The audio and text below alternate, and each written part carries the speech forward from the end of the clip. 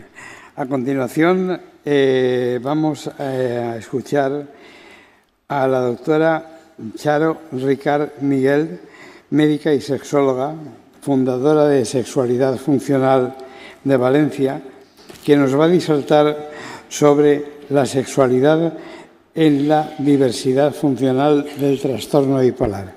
¿Con vosotros? Gracias. Bueno, no sé si se me ve, porque yo soy muy pequeñita. Sí, ¿no?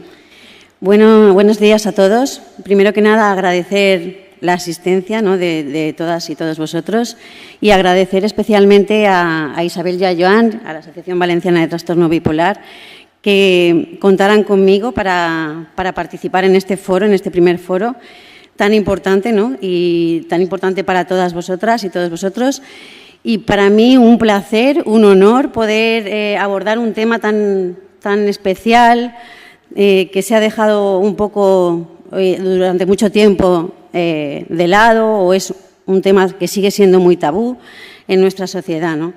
Entonces, bueno, primero que nada presentarme, me ha presentado Joan, pero yo soy Charo Ricart, y yo soy médico desde hace más de 20 años, pero hace más o menos 5 años que soy sexóloga y, bueno, realmente ahora soy más sexóloga que médico, aunque nunca se deja ninguna de las dos cosas, pero el tema de la diversidad funcional, en la que incluyo cualquier tipo de trastorno mental o complicación mental, incluyo en la diversidad funcional, y cómo he llegado yo hasta aquí es porque a raíz de hacer el máster yo era la única persona con discapacidad, con diversidad funcional en el grupo, y a la hora de hacer el trabajo final de máster, aparte de que el tema de la diversidad funcional y su sexualidad quedó casi apenas abordado, a la hora de hacer un trabajo y de interesarse por algún tipo de estudio a la hora de investigar la sexualidad en el entorno de la diversidad funcional, no lo hizo nadie. Al final lo tuve que abordar yo, cosa de la que me alegro y que me cambió la vida, y me di cuenta que era un tema que estaba totalmente verde total, que no había muchos recursos, había mucha falta de apoyo y había sobre todo un desconocimiento tanto por parte de las personas que tenemos cualquier tipo de discapacidad, diversidad funcional, como por los profesionales que colaboran o que nos apoyan en nuestro día a día.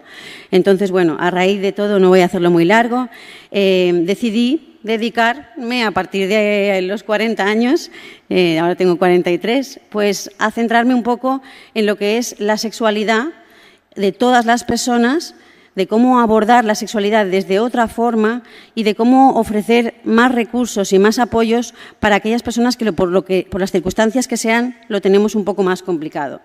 Entonces, bueno, por eso yo soy la fundadora de la Asociación Sexualidad Funcional, y también es un centro que está aquí en Valencia de hace menos de un año, en febrero del año pasado, y nos dedicamos, se llama Centro de Desarrollo Sexual, a favorecer el desarrollo sexual de todas las personas, y estamos especializados en personas que tengan cualquier tipo de diversidad funcional. Entonces, saber que existe ahora ya alguien o un recurso, por lo menos, un centro que puede facilitar, y que yo no lo voy a saber todo, ni mis compañeros que colaboran conmigo, pero nos vamos a preocupar porque este tema, que es un tema que nos importa a todos y a todas, empiece a ser algo que se aborda de forma natural, ¿no? Hablamos muchas veces de lo bueno, lo bueno que está la comida y que cuántas especias y que qué bien sabe, y podemos estar una hora hablando de comida, pero no hablamos de nuestra sexualidad que nos afecta en nuestro día a día, ¿no? Y bueno, para mí es muy importante que el tema de la sexualidad empiece a dejar de ser un tema tabú, porque es un aspecto, y ahora en esto me voy a centrar, no voy a hablar de medicación. Si tenéis alguna pregunta, pues posteriormente, con la ayuda de aquí de mis compañeros los psiquiatras, pues os echaremos una mano, pero empeño es en que entendáis de qué estamos hablando, ¿no? De qué es la sexualidad, que es algo tan grande que no somos conscientes y tan importante y de primer orden, que no es algo que cuando nuestras necesidades básicas están cubiertas, entonces tenemos que atender a nuestra sexualidad. No, es que nuestra sexualidad es una necesidad básica de primer orden. Entonces, bueno, en esto voy a centrarme y cualquier cosa luego me preguntáis.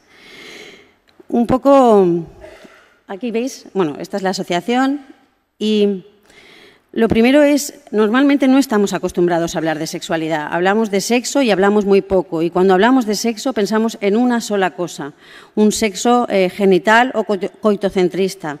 Pero la sexualidad va mucho, mucho más allá, ¿no? La sexualidad es totalmente un catalizador de emociones. O nos sentimos bien y salimos a la calle relajados, contentos, satisfechos, porque tenemos apoyos emocionales, porque tenemos a alguien que nos quiere o porque podemos relacionarnos de forma satisfactoria, o todo lo contrario, nos sentimos solos, nos sentimos abandonados, hace mucho tiempo que nadie entabla relación con nosotros y esto afecta también, por supuesto, al vínculo que tengamos con otra persona, ¿no? Y que tiene que ver mucho cómo nos vamos a desenvolver en nuestro día a día. ¿Y cómo define la sexualidad la OMS? Que la define, para mí, es una definición muy interesante, muy global y que nos abre los ojos a lo que nosotros siempre hemos pensado que es el sexo, que no tiene nada que ver con la sexualidad. La sexualidad es algo que es central y es un aspecto fundamental del ser humano. Desde que nacemos hasta que morimos somos seres sexuados, no podemos obviar esta naturaleza y nos va a acompañar en nuestro desarrollo personal, nuestro desarrollo sexual. Además, la sexualidad no es solamente el sexo coitocéntrico o genital, es que abarca el sexo, que el sexo es lo que nos diferencian los médicos cuando nacemos en mujeres o hombres, por el hecho de tener un pene o una vagina. Pero también tiene que ver cómo nos identificamos nosotros, cómo nos sentimos orientados, quién es el origen de nuestro deseo, si las mujeres, los hombres, si las dos cosas. Tiene que ver con la intimidad, tiene que ver con la reproducción y, más importante todavía, la sexualidad no se expresa de una única forma mediante el coito, sino que las formas de expresión de la sexualidad son infinitas. Las personas se viven y se expresan a través de pensamientos, de fantasías, de deseos, de creencias, de actitudes, de valores, de conductas, de prácticas. El coito sería una de ellas, pero no la única, de papeles y relaciones interpersonales, de cómo nos relacionamos, de cómo nos comunicamos. Y puede incluirse todas estas formas de expresión en una persona, pero no tienen por qué ser siempre las mismas, ni todas darse a la vez, ¿vale? Y además, la sexualidad no será la misma en una mujer de raza blanca que vive aquí en Europa, con su familia más o menos tradicional, con unos condicionantes religiosos o no, sino que la sexualidad está influida, aparte de lo que nosotros somos y cómo pensamos y cómo nos expresamos, en muchos factores. Está influida por factores biológicos, cada cuerpo es diferente, por factores psicológicos, cada mente es diferente, por factores sociales, estamos en ambientes diferentes, económicos, religiosos. O sea que la sexualidad es algo tan amplio que tendemos a confundir la sexualidad, a reducir la sexualidad, que es tan grande, con algo tan pequeño como es el sexo o la práctica sexual coital o coitocéntrica. Entonces, además de esto, es algo tan importante y que nos afecta en nuestro día a día que la sexualidad está considerada como un derecho humano fundamental y los derechos sexuales deben ser reconocidos y promovidos, respetados y defendidos por todas las sociedades con todos sus medios. Esto, que es muy bonito en papel, en muchas ocasiones no se cumple y en muchas ocasiones, y sobre todo en colectivos más vulnerables o con alguna complicación mayor como es la diversidad funcional, se dejan de lado o se pasan de largo. El derecho a la libertad sexual, el derecho a la autonomía sexual, la integridad sexual y la seguridad del cuerpo sexual, el derecho a la privacidad sexual, el derecho al placer sexual, el derecho a la libre asociación sexual, a tomar decisiones reproductivas libres y responsables, a la información basada en el conocimiento científico, a la educación sexual comprensiva y a la atención clínica de la salud sexual. Estos son derechos que tenemos todas las personas y que en muchas ocasiones no se ven cubiertos. ¿Y qué pasa? Que la sexualidad es algo tan básico que todas las personas, y aquí lo reconoceréis, necesitamos seguridad y estima. Y esto que viene por los vínculos afectivos, por los vínculos de apego, desde la familia, desde el inicio. Esto que parece algo muy obvio para personas que tenemos cualquier tipo de complicación o de diversidad funcional, en muchas ocasiones estos vínculos quedan un poco más relegados.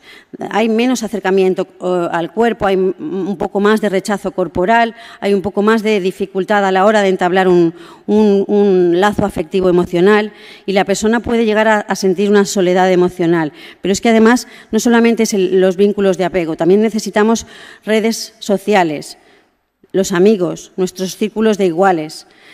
Y si no ocurren estos círculos y si no tenemos estos vínculos y estas relaciones sociales, sentimos una soledad emocional.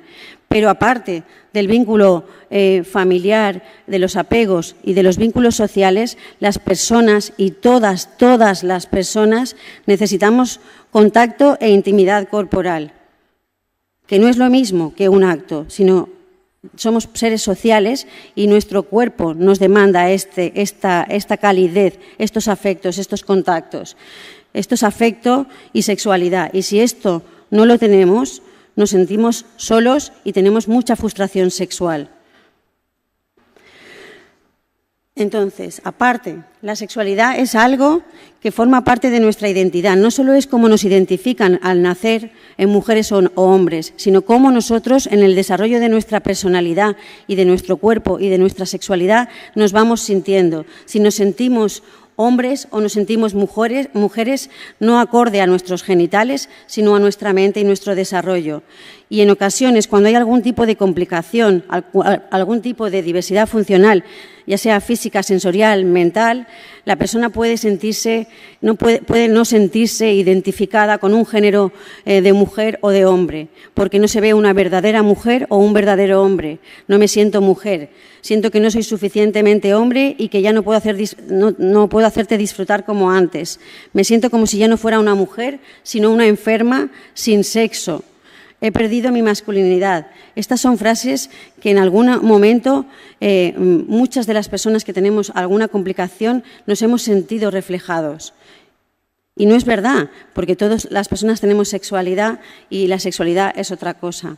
Y como no hablamos y no vamos a hablar en esta charla de lo que es el sexo genital o coitocéntrico, sino que hablamos de sexualidad, todas las personas, para un desarrollo sexual satisfactorio, necesitamos 3 cosas fundamentales. Pero primero que nada, ser conscientes que la sexualidad es única e individual de cada persona. No hay 2 personas iguales, no hay 2 cuerpos iguales, no hay 2 mentes iguales y no tiene por qué haber una única forma de expresarse sexualmente, sino que hay 1000 formas y cada persona se expresará eróticamente acorde a lo que siente, a lo que piensa y a lo que puede o no puede hacer. No hay una única sexualidad, por tanto, ni una única manera correcta de expresarse sexualmente. Si esto nos lo explicaran, todos nos sentiríamos mucho más relajados. No tenemos que seguir un modelo ni pornográfico, ni cultural, ni social establecido de cómo son las relaciones sexuales, sino que cada persona tiene un cuerpo, tiene una mente y se expresará eróticamente como quiera y como sienta. Hay tantas sexualidades, por tanto, como personas. Y esto es muy importante porque entonces nuestra sexualidad es única e individual. Lo que a mí puede excitarme puede ser que a otra persona no. Y encima con mi cuerpo yo podré expresarme de una forma o de otra o me satisfará ciertas cosas o otras de una forma diferente. Entonces, cada persona... Y como decía muy bien el compañero, el psicólogo, es muy importante pensar en uno mismo y cada persona de manera individual necesitaremos fundamentalmente para desarrollarnos sexualmente de un modo más satisfactorio, primero, conocernos, es decir, saber cómo es nuestro cuerpo, el nuestro, el que nos ha tocado, porque no podemos elegirlo. Y además, saber cómo se desarrollará nuestro cuerpo con las dificultades o circunstancias que nosotros tengamos y cómo podemos funcionar con este cuerpo. Además, también es siempre bueno conocer cómo funcionan el otro sexo, ¿no? Las otras personas, para tener más conocimientos. Pero aparte de esto, no solamente es conocer nuestro cuerpo, es que hay que conocerlo bien, hay que conocer que la sexualidad de nuestro cuerpo está en todo el cuerpo, desde la cabeza a los pies. Entonces, cada persona tendrá que conocer cuáles son sus partes más sensibles, más erógenas, qué son las cosas que le gustan, qué son las cosas que le van bien a su cuerpo. Y además, también sentir y conocer que las personas tenemos cuerpos diferentes, que no hay modelos de belleza establecidos y que cada persona tiene un cuerpo diferente y la diversidad es enriquecedora, no es restrictiva y no es exclusiva ni excluyente, ¿vale? No hay cuerpos mejores ni peores. Pero después de saber que tenemos un cuerpo y cada uno el nuestro, que además no hemos elegido, habrá que encontrar y que saber dónde está la belleza de nuestro cuerpo, aceptar cómo es nuestro cuerpo, descubrir nuestra propia belleza, querernos y creernos que todas las personas somos dignos de ser queridos y que todas las personas podemos dar y recibir placer, todas las personas. Y además que la sexualidad y cómo nos van a ver los demás se desarrolla a partir de cómo cada uno se ve. Por eso es tan importante, y sobre todo para las personas que no nos sentimos en un cuerpo normalizado, entre comillas, saber que nuestro cuerpo es bello también, ¿no? Y que si nosotros queremos nuestro cuerpo, los demás van a poder ver mejor la belleza que nosotros nos vemos a nosotros mismos. Y además, también saber que la sexualidad no solamente es la reproducción ni el acto sexual. La sexualidad es mucho más, es placer, es afecto, son relaciones y hay que estar preparados para ellos. No por el hecho de tener cualquier complicación tenemos que aislar esta parte de nuestra existencia tan importante como es la sexualidad. Y si ya tenemos un conocimiento de nuestro cuerpo y nos aceptamos y nos queremos como somos y encontramos que cada cuerpo es sexy, es bello y tiene su potencial, entonces podremos ver cómo cada cuerpo puede expresarse sexualmente, descubrir nuestra propia erótica y aprender a disfrutar cada uno y cada persona con su cuerpo. Hablamos de satisfacción y de placer, hablamos de cómo nos relacionamos con los demás, hablamos de imaginación, del poder de la imaginación para poder realizar nuestras prácticas de formas diferentes o a las que nos vayan bien a nosotros, no de una única forma. Hay que conocer nuestros recursos, los recursos que tenemos y que nos ofrece la sociedad, y hay que pedir apoyos si los necesitamos. Si por las circunstancias que sean no tenemos la capacidad de poder desarrollarnos en todos los aspectos de nuestra sexualidad. Y si pasamos ahora a lo que es un poco la salud mental, ¿qué tiene que ver la vida sexual y la salud mental? Pues la salud no solamente es un estado de bienestar físico o mental, sino también social y sexual. Y, por tanto, la salud no es una ausencia de enfermedad, sino un estado de equilibrio del ser humano, donde el goce y el grado máximo de salud de una persona es un derecho fundamental de todo ser humano sin distinción, y la sexualidad y la salud sexual está incluido en ellos. ¿Qué pasa en el trastorno bipolar? ¿No? ¿Qué pasa en la sexualidad de una persona que cambia sus comportamientos y sus estados de ánimos? Pues que se va a alterar su sexualidad, está claro.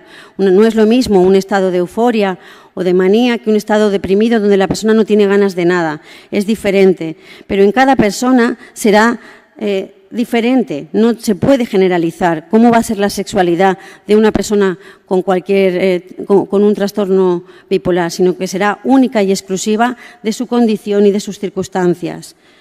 Y es verdad que cuando se cambia cuando hay esta alteración de comportamientos, la persona con la que se interactúa eróticamente o íntimamente puede verse afectado por esta condición y estos cambios. Vamos a ver qué se puede hacer con esto, ¿no? Que hay que tenerlo también en cuenta. Y una pregunta que yo lanzo, ¿no? ¿Por qué hablamos de tantas cosas? Y yo como médico también muchos años, y cada vez que lo comento con compañeros y compañeras profesionales me dicen, es verdad, los médicos nunca preguntamos sobre la vida sexual de las personas. ¿Por qué cuesta tanto hablar de la sexualidad de las personas en general, y cuando tenemos cualquier tipo de complicación o de alteración resulta todavía más difícil. Pues porque es un tema todavía tabú, es un tema todavía difícil de abordar. Hay muy pocos estudios sobre la sexualidad y cómo influye la no vivencia satisfactoria y gratificante de la sexualidad en la vida de un ser humano, por miedos, por vergüenzas, por ignorancia en muchas ocasiones, tanto de los profesionales como de la sociedad, como de las propias personas, ¿no? Como que no es un tema importante. Me han dicho que esto es un tema terciario, secundario, menos importante que cualquier otro, pero yo me siento frustrado, me siento ansioso, me siento triste, ¿vale? Y por falta de recursos. No hay educación sexual en general, y la educación sexual que recibimos está enfocada en la prevención y en el peligro un poco, ¿no? En las cosas que te van a pasar como practiques un acto sexual, que es el coital, enfermedades de transmisión sexual, prevención de riesgos, cómo ponerse los preservativos o no quedarse embarazadas. Eso está bien y es muy necesario. Y es muy necesario conocerlo, pero es muy necesario también conocer todo lo anterior. Entonces, es posible que algunas personas, y los profesionales que estáis aquí, y vosotros mismos, las personas, sabéis que en muchas ocasiones os da miedo de abordar estos temas. No lo consultáis o no lo comentáis con los profesionales o ni siquiera con vuestro círculo cercano, pero sí que hay muchas personas que manifiestan estas necesidades y que las preguntan y que las consultan y que en muchas ocasiones o no obtienen respuestas o no obtienen los recursos necesarios o no se sienten apoyados o no saben muy bien qué hacer, ¿no?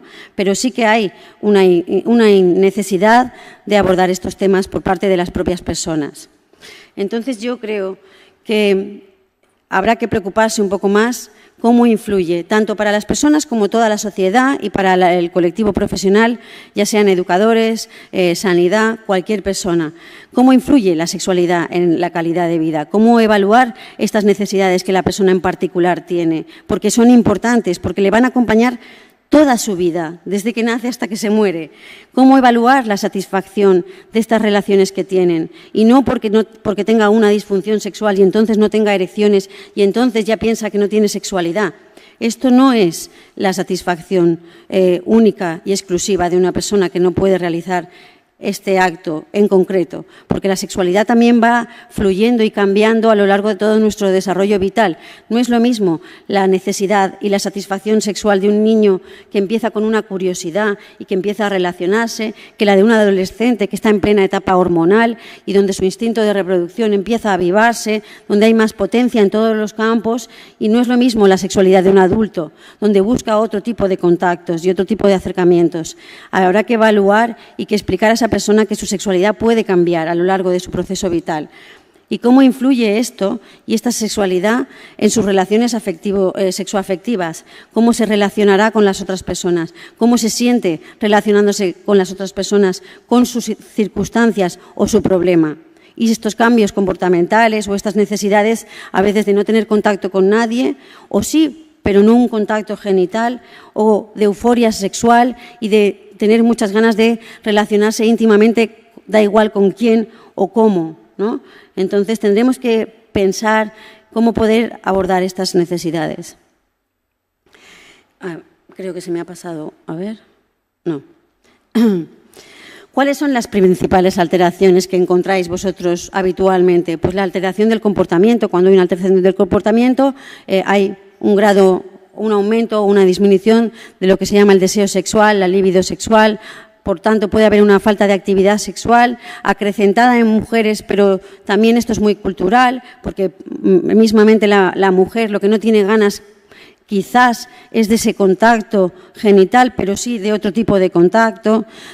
Pueden haber en estados de euforia conductas inapropiadas o agresivas, hay mayor riesgo de contagios por esta falta de conocimientos y por esta ausencia de saber qué estoy haciendo o cómo lo estoy haciendo, problemas para interpretar correctamente los estímulos del entorno, y pueden haber otras dificultades añadidas que seguro que las conocéis, como pueden existir más abusos sexuales por parte de personas o allegadas, tanto en estados de euforia como en depresión, efectos secundarios a la medicación, donde aparecen las disfunciones sexuales. Esto es muy frecuente, pero no es la única causa y lo veremos ahora.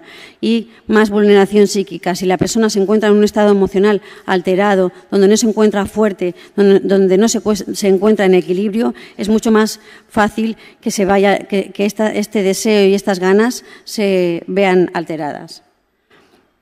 Uy, perdonad, que yo me lío con esto. Entonces, si esto lo conocéis, en la fase donde la persona está más hiperactiva, más eufórica, donde hay un cierto aumento también orgánico de la dopamina, pues hay un mayor deseo sexual, la persona tiene más ganas de relacionarse íntimamente, su cuerpo le incita a conductas más promiscuas y en esas ocasiones ocurren las situaciones de riesgo, donde no somos conscientes de lo que estamos haciendo o porque no tenemos educación o porque no nos han advertido o porque quizás no hemos utilizado los recursos para poder prevenir estas situaciones y ocurren, ¿no? Es la mayor parte. Y en la fase depresiva pues tenemos menor deseo y por lo tanto menor actividad sexual. Pero esto es un error. No tenemos menor actividad sexual, tenemos menos ganas del contacto íntimo genital. Pero ¿quién en la fase depresiva no necesita un acercamiento, que alguien, el apoyo emocional, el afecto, el abrazo o simplemente que esté en contacto con esa persona? Esto también es sexualidad y se puede expresar de otra forma distinta. Es verdad que la vida sexual de una persona con trastorno bipolar puede resultar impredecible en muchas ocasiones, por lo cual, y no hay que olvidarse nunca que esto tiene que ser comprendido y que por la persona que está al lado, ya sea la familia o ya sea la pareja íntima o la relación que se tenga en ese momento. ¿Qué provoca la insatisfacción de una vida sexual? Pues provoca estrés, un alto grado de estrés, porque me siento solo, porque no me siento querido, porque no sé cómo relacionarme en estos momentos. Provoca una disminución de la autoestima, porque a veces los medicamentos provocan alteraciones en nuestro cuerpo, porque podemos ganar peso, podemos sentirnos no acordes con nuestras vivencias anteriores, podemos tener problemas de pareja porque hay faltas de comunicación o porque en nuestras etapas de euforia o de depresión nos comportamos o atacamos a la persona que tenemos al lado de una forma que en muchas ocasiones eso crea distancia y una baja calidad de vida. ¿Por qué? Porque la sexualidad no solamente es el lado afectivo o la práctica sexual, sino que influye en nuestra calidad de vida y en nuestra calidad y bienestar de salud y emocional. ¿Y qué disfunciones sexuales son las que aparecen más frecuentes? Pues en los hombres problemas de eyaculación, problemas de erección, líbido en ocasiones aumentada o bien disminuida, anorgasmia, en mujeres sobre todo la anorgasmia, los problemas de lubricación, la líbido, no tengo ganas de nada, no llego al orgasmo, mi cuerpo está seco, no puedo realizar las mismas cosas y sobre todo una falta de autoestima, que esto no pone que es una disfunción sexual, pero es la primera condición. Pero la medicación, y esto es un error pensar que cuando tenemos una disfunción sexual todo se debe a la medicación. La medicación influye en un 20 o en un 50% en según qué casos y en según qué personas. Pero el profesional, ante una demanda o ante una necesidad y ante una pregunta de por qué afecta, de cómo afecta la medicación a mi sexualidad, primero, si hiciéramos paráramos a pensar cómo es y a preguntar cómo es su vida sexual, cómo ha sido anteriormente, cómo ha ido evolucionando, veríamos si esta disfunción sexual existía antes de tomar la medicación o si es un síntoma asociado a la enfermedad mental por su estado anímico y emocional o si es un evento o si de verdad es un evento adverso emergente al tratamiento y un efecto secundario. Pero no es siempre la única razón. Y esto hay que tenerlo en cuenta porque si no es muy fácil echarle la culpa a la medicación, pero en muchas ocasiones no es el único factor. Y no quiero solamente quedarme en qué cosas pasan y cómo es la sexualidad. No vamos a intentar pensar cómo podría mejorar la vida sexual de las personas que tenemos cualquier tipo de dificultad, y en este caso y en concreto de un trastorno bipolar. Pues En primer lugar, podría mejorar si los profesionales, todas las personas que nos apoyan, aquí incluyo familiares también, pero sobre todo profesionales sanitarios, profesionales de la educación, profesionales de nuestros centros ocupacionales, si es que vamos a algún sitio en especial, que indagar más en la sexualidad de las personas y, sobre todo, otorgarle la importancia a la sexualidad que se merece. No me está contando algo que no es importante. Es importante e influye en su día a día. Muchas de las depresiones vienen causadas por problemas en la sexualidad, en la insatisfacción sexual, muchas enfermedades orgánicas también. Observar cómo afecta también los psicofármacos a la respuesta sexual, que no quiere decir a la globalidad de la sexualidad de la persona, sino a la respuesta sexual en su fase de deseo, de excitación, de poder, de la respuesta de su organismo, de su aparato genital, para poder llegar al orgasmo y a poder sentirse en ese aspecto relajado. Pero ¿qué falta? Con que la persona tenga la autoestima y conozca su cuerpo y tenga y se quiera a sí mismo. Esto también es sexualidad y hay que tener conciencia de esto, porque si solamente nos fijamos en la respuesta sexual, estamos otra vez focalizando en una única expresión erótica, ¿no?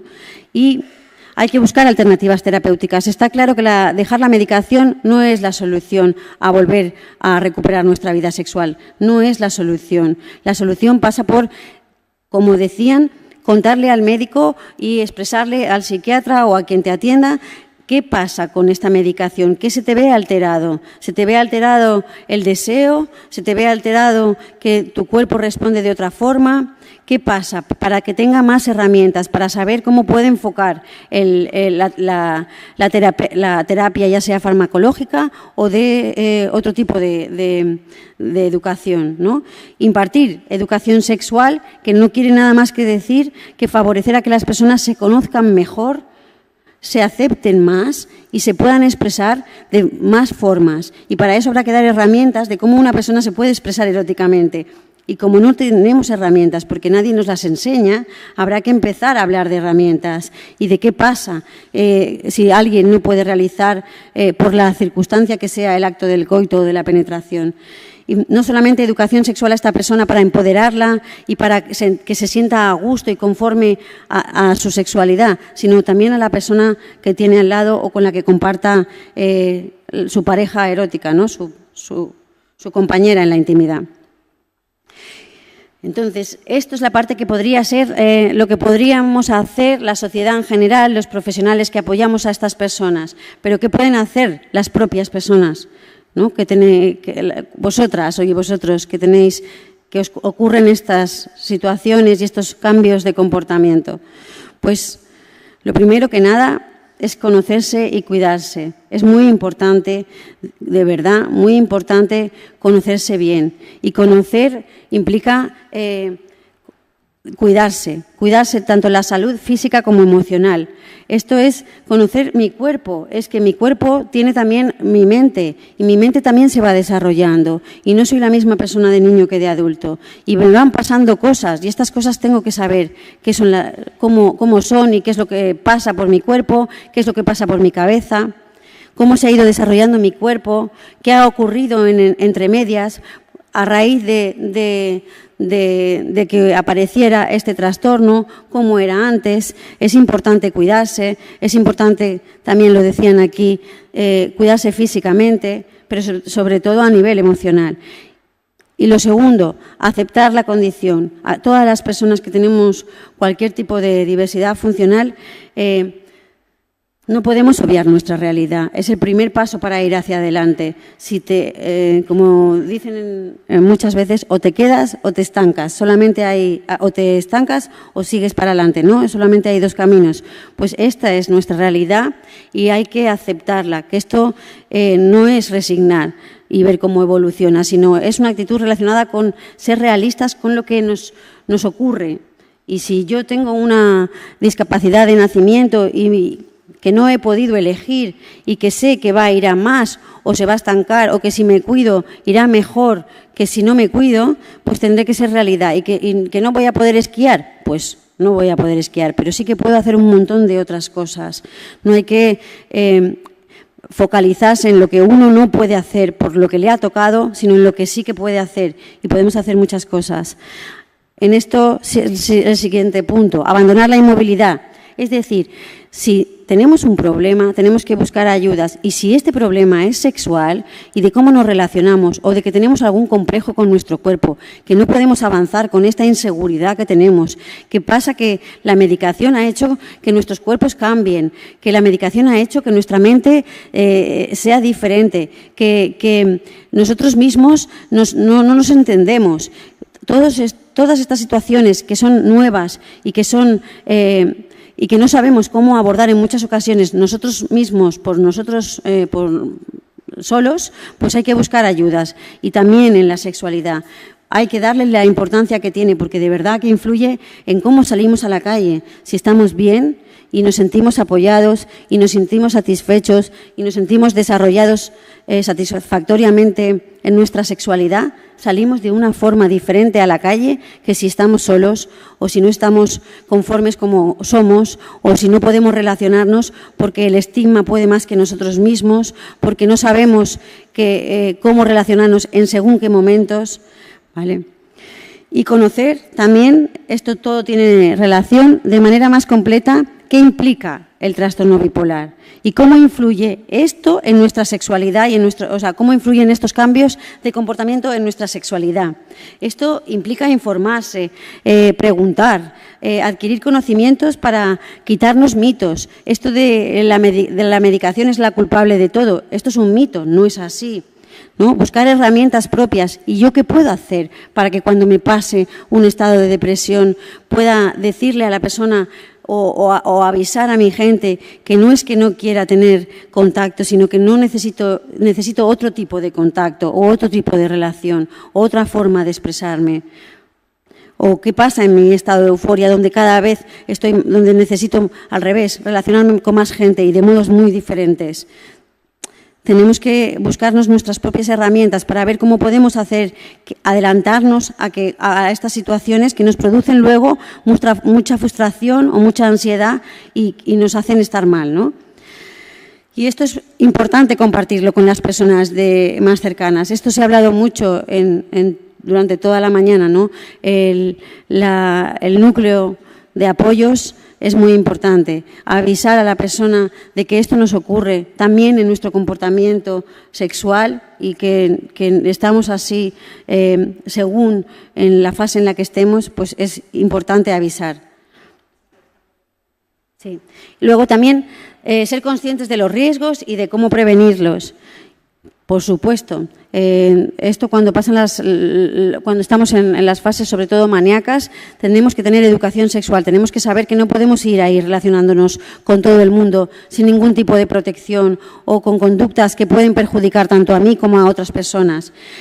Buscar apoyos para momentos de riesgo, es decir, para los estados de diferentes estados hay que ponerse de acuerdo con la gente de confianza que nos lo señalen, ¿no? Que nos hagan lo conveniente para que eso se pueda prevenir.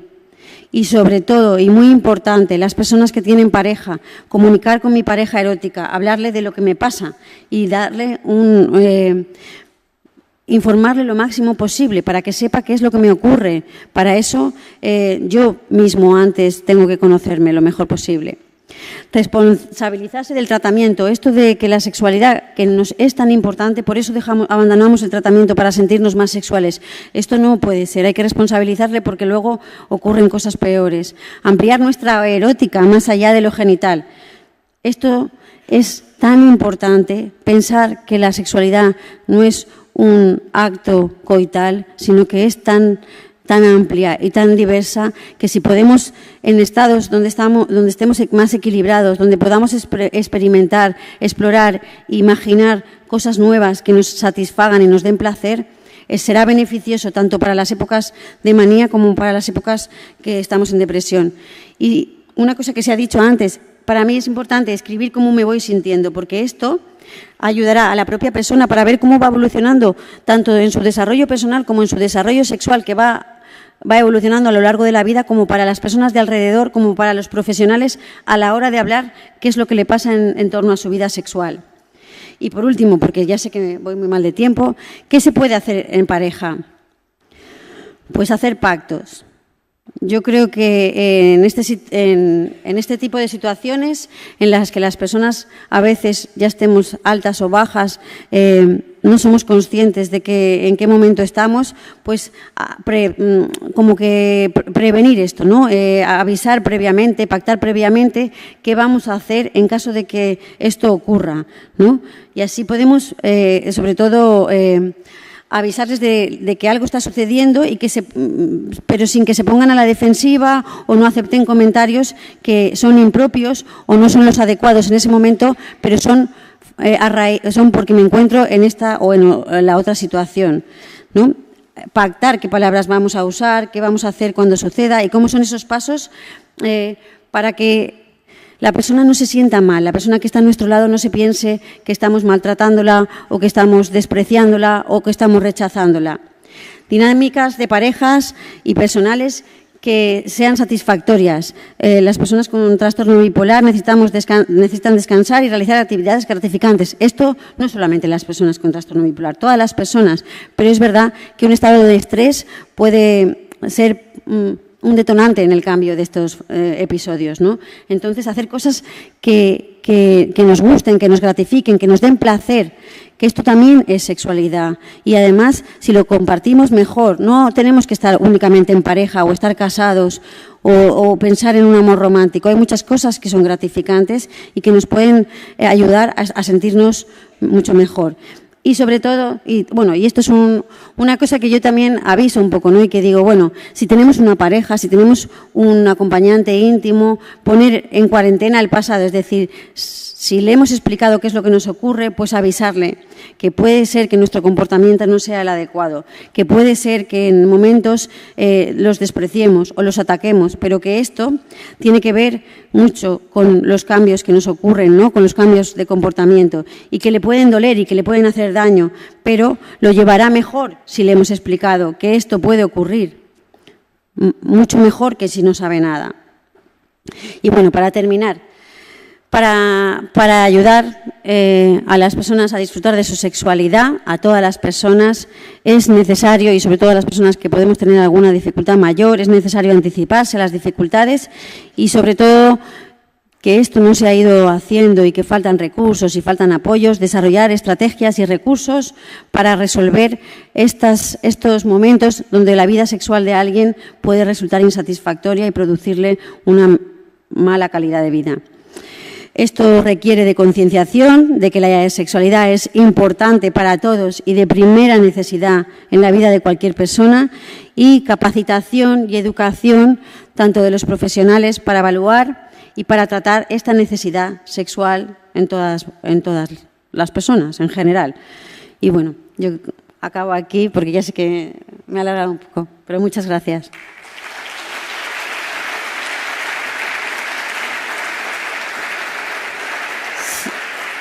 Sí, yo creo que ahora es cuando podéis preguntar todo lo que queráis y sí, nos hemos pasado de tiempo, pero es que está tan interesante. Yo sé que os interesa mucho este tema y por eso hemos alargado. Mucho, sí. No te preocupes. Elisa, te las voy pasando. Vale.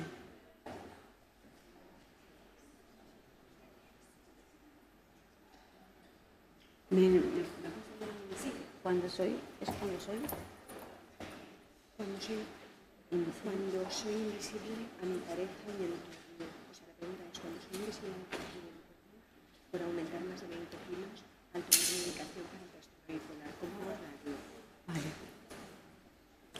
Bueno, una pregunta que además seguro que es bastante habitual y que a la que se ha hecho referencia es cuando soy invisible a mi pareja y por el hecho, supongo que es de aumentar más de 20 kilos al tomar la medicación para mi trastorno bipolar, ¿cómo lo puedo abordar?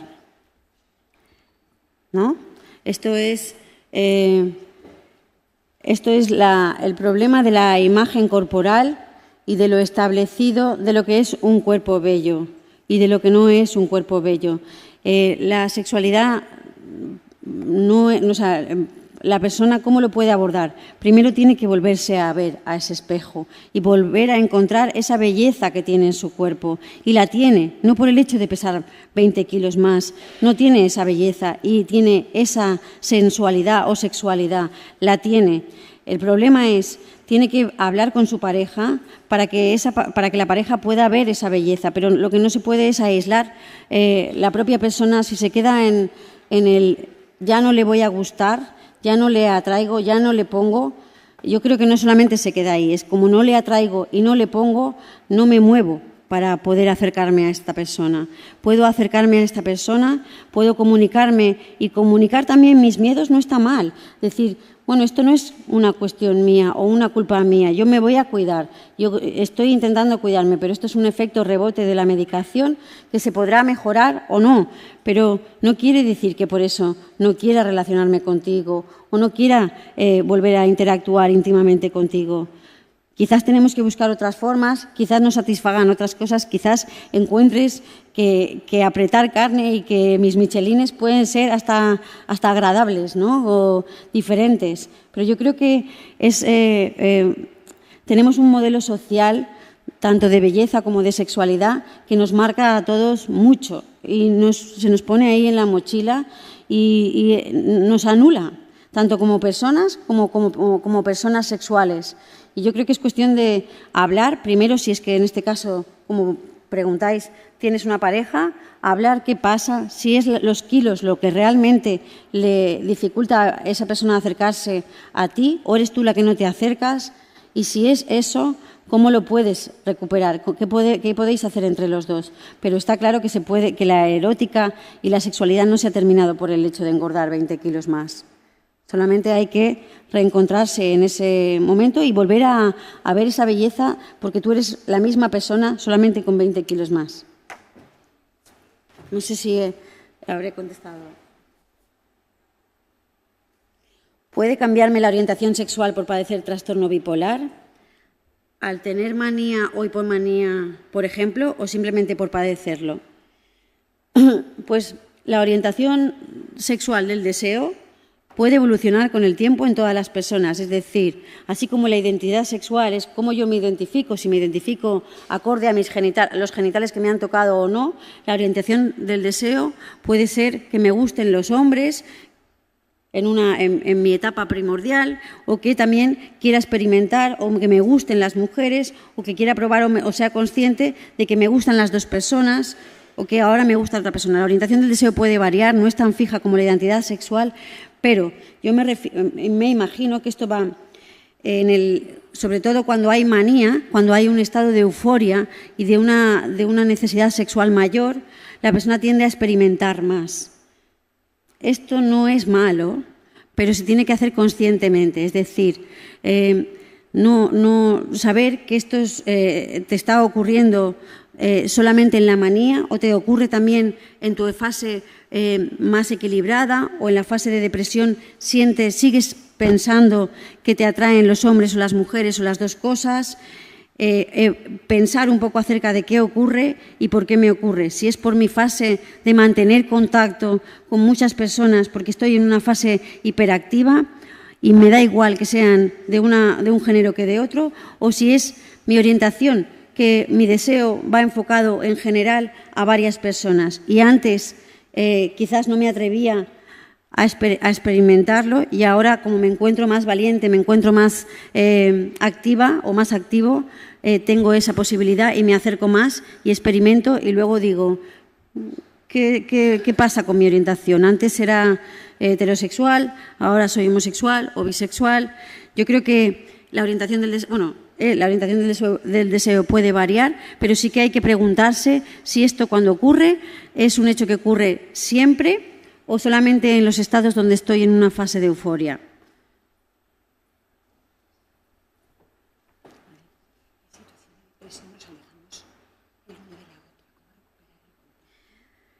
Aquí pone, en situación de depresión nos alejamos uno de otra. ¿Cómo recuperar el contacto? Bueno, La depresión, como sabéis, hay muchos grados de depresión y puede ser que la persona esté totalmente en su mundo y aislada y no quiera ningún tipo de contacto, o por el contrario, sea al revés. Está triste, está aislada, está en su mundo, está en sus cosas, está depresiva, pero necesita de apoyo, necesita de otro tipo de contacto. Lo que no va a tener posiblemente es ganas de una actividad sexual como tal, o genital o coital, como las que pueda tener en un estado un poco más de equilibrio o un estado de euforia. Pero no quiere decir que no necesite de ese abrazo, que no necesite de ese sofá donde se tumban los dos, que no necesite de saber que su pareja o la persona que está con él está ahí, que muestra afecto, que muestra cariño, que se puede jugar, que igual yo no tengo ganas, pero la otra persona sí, y puede ser que podamos hacer, no siempre la sexualidad tiene que ir bilateral a las dos partes, no siempre tenemos las mismas ganas a la vez, no siempre tenemos las mismas ganas de jugar o de fantasear o de probar a la vez, pero a veces expresar que tú sí que tienes esa necesidad de que te toquen, de que te mimen, de que te den un masaje, de que te den más besos, aunque estés depresivo, es bueno. Por eso lo de comunicar o decir, cuando a mí me pasa esto y cuando yo estoy en mi fase aislada y estoy que no necesito contacto, no quiere decir que no te quiera, no quiere decir que no quiera tocarte, no quiere decir que me atraigas menos, no quiere decir que no quiera tener relaciones íntimas contigo, solamente que ahora no me encuentro con las fuerzas o con las ganas, pero si tú lo necesitas, puedo hacer. Si esto se habla cuando las personas están más conscientes y en una fase mixta o más equilibrada, es más fácil que cuando eso pasa, la otra persona y la pareja no se sienta mal. Porque lo que ocurre es que las personas que están al lado no saben qué pasa y entonces también piensan y se imaginan y se hacen sus películas.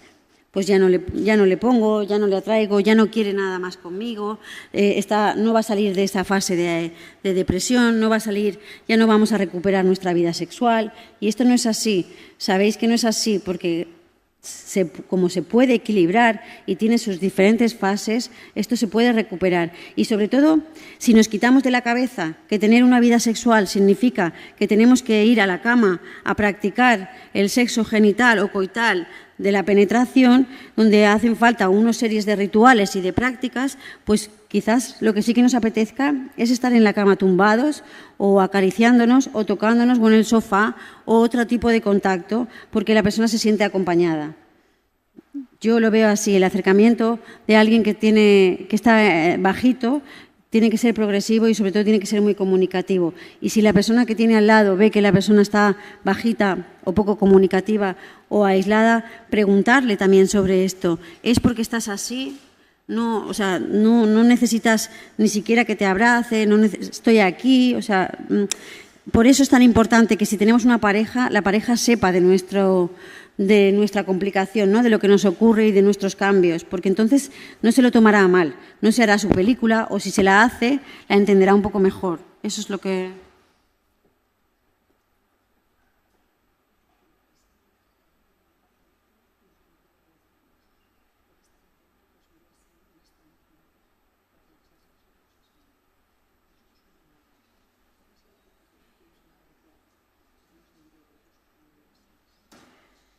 A ver, bueno, no sé si está... Sí.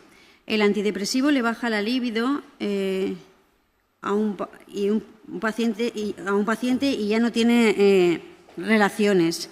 Él está contento, pues así vive más tranquilo, porque antes el sexo le obsesionaba. Pero esto es bueno a la larga. ¿Puede ser efectos nocivos a largo plazo el uso de antidepresivos para inhibir el sexo?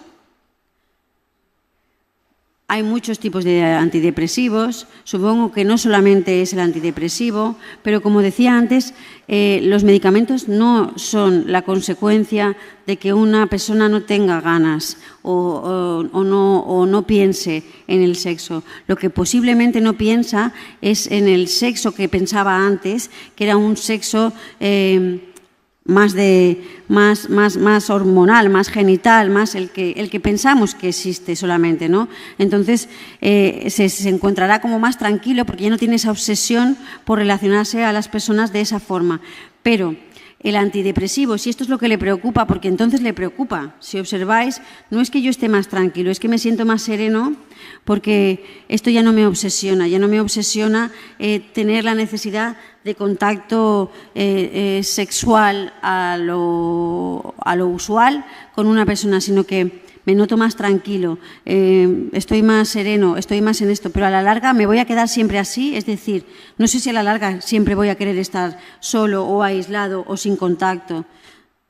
Yo creo que si esto le preocupa tendría que consultarlo con su psiquiatra a ver qué tipo de antidepresivo y si es el causante, en este caso, de la falta de deseo o la falta de líbido, pero posiblemente hayan otros factores que no sean los únicos que puedan alterar esta... Las cuestiones sexuales. Las cuestiones sexuales con un paciente con trastorno bipolar. Sí. Como médico, ¿cómo abordas cuestiones sexuales con un paciente con trastorno bipolar sin que se sienta acosada, dado la sensibilidad del tema sexual? Bueno, yo aquí tendría para hablar mucho. No tenemos tiempo, creo. Sí. Entonces, bueno, yo creo que lo primero es darle a la sexualidad la naturalidad que se merece. Es decir, no es malo preguntar a la persona cómo se siente en sus relaciones. No hace falta hablar de sexo o de sexualidad.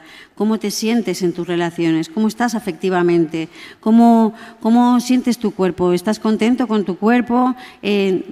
¿Cómo vives esta manera de relacionarte? ¿Te relacionas con las personas bien? ¿Tienes algún bloqueo? ¿Tienes alguna necesidad que no tienes cubierta? Y a la hora de expresarte, ¿cómo piensas tú que es el sexo? ¿No?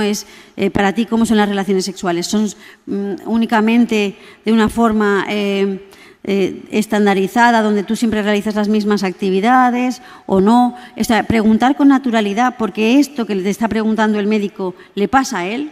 Y en su vida diaria, todas las personas necesitamos relacionarnos, tenemos sexualidad, y si le damos la misma naturalidad, como decía antes, si hablamos de comida como si fuera y podemos estar media hora, ¿por qué no podemos hablar de las cosas que nos preocupan a todos y que tenemos todos, como son nuestro cuerpo, nuestra cabeza, nuestras necesidades afectivas de relacionarnos y de expresarnos, para que el médico pueda entender qué te pasa y cómo poder apoyarte en esos momentos? Yo creo que hace falta formación a los profesionales, pero hace falta formación de una visión de una sexualidad positiva, es decir, de todas las cosas buenas que te puede aportar, trabajar bien qué quiere decir el desarrollo sexual de una persona.